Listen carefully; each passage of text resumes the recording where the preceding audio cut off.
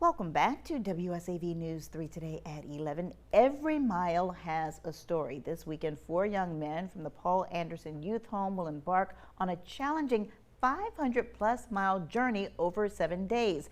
Jeff Paget is the Chief Communications Officer of the Youth Home. He joins us now to talk about how this extraordinary ride has grown into a life-changing tradition. Thank you so much for being here today. Thank you for having me. Well, first off, this ride will feature 4 young men from your residential recovery program. Tell us about them. Yes, this is a typical 18 to 20 month program, or 21 months sometimes. And what this does is this covers the ages of 15 to 21 for young men that have basically taken maybe a wrong path and are heading down potentially a much worse path. But fortunately, we have the resources to step in. Sometimes it's off of a order of a judge and the court. Sometimes it's a parent or guardian that will say, we've done all that we can do. We need additional help, and that's where we come in. It's a full-on 24-hour residential campus program. And these guys, we give them a second chance, and they get to have a college or a high school education, get a diploma. They are able to go through and transition out into society to whether they want to join the military, whether they would like to go into a vocation, go to college. We help them make that dream happen for them. And you've been able to see these transitions in real time. It is amazing how some men, they come in and these young men are angry, they are depressed, they have just emotional issues, maybe substance abuse issues, and we are able to pour the resources that we have into these young men, and the transformation is absolutely amazing to watch these guys move, because we're Christ-centered. We teach, Jesus Christ first, and everything else is centered around that. And we're just proud of just watching these young men grow and change into a better member of society. And that's what Paul Anderson wanted. That's what he envisioned when he started this youth home more than 6 decades ago. Yes, we are moving into 65 years now that he started this. He started this bike ride initially with him riding to Omaha, Nebraska. Can you believe that? From Vidalia, Georgia, absolutely. And it was a little over 1,100 miles to Father Flanagan's Boys Town. And he did it not with these advanced bikes that we have today, but it was just the old school 1960s type bike. And he did it in flip-flops, believe it or not. So we know him locally as the founder of the youth home. Globally, he's known as the world's strongest man. Yes, that is correct. He has actually, I didn't want to put it past tense, but he has 3 or 4 world records, and one of those is the heaviest weight ever lifted recorded by a human, and that is 6,270 pounds in a back lift. Wow.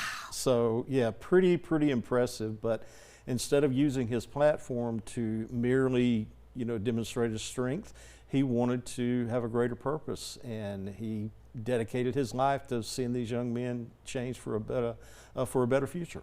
And that purpose was strengthening young men in a different way. We're taking a look at some old video of just look at this.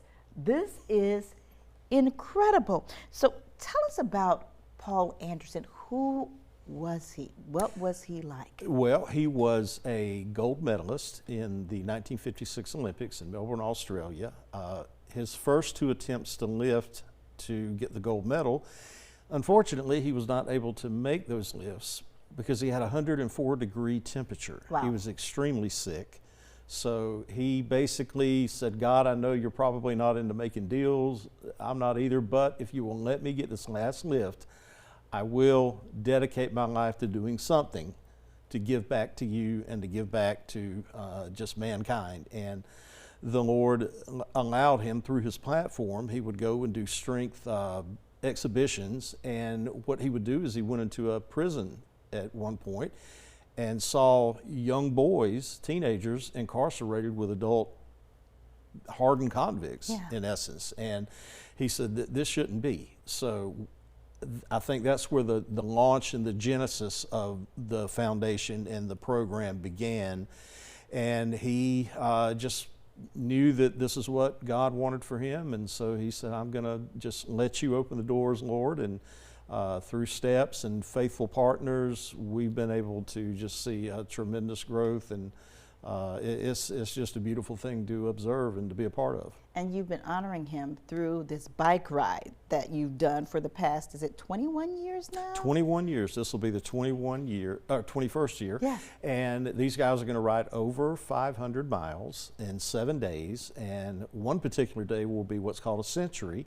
They'll ride over 100 miles. And these guys, yeah, it's pretty incredible. And for these guys to take on this, they have to, of course, begin training early. We have well qualified people that come in months early. They get them situated for a particular bike ride that is not only tailored to them, but the bike itself is tailored to them as well. So we take great care in watching over these young men and protecting them while challenging them to do something normally they would never have been able to have the chance to ever in life. Now, they're not riding to Omaha, but they are riding across the state. Can you tell us about the route? Yes, we do different routes each year. Okay. And so this particular year, we're actually just kind of going to go around central and southern Georgia. And so we're going to keep it in the state this year.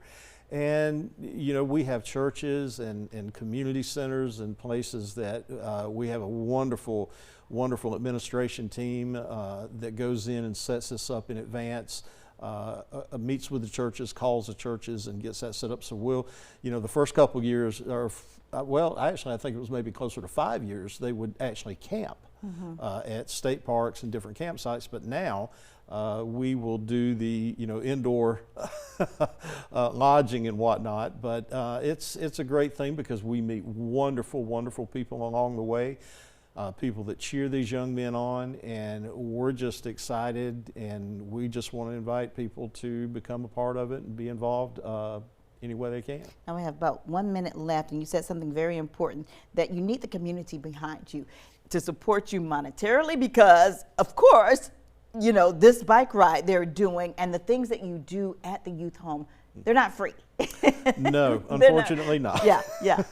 Yes, what we do is we have a particular website that we have set up. It's the acronym for Paul Anderson Youth Home. It's PAYH, bikeride.com.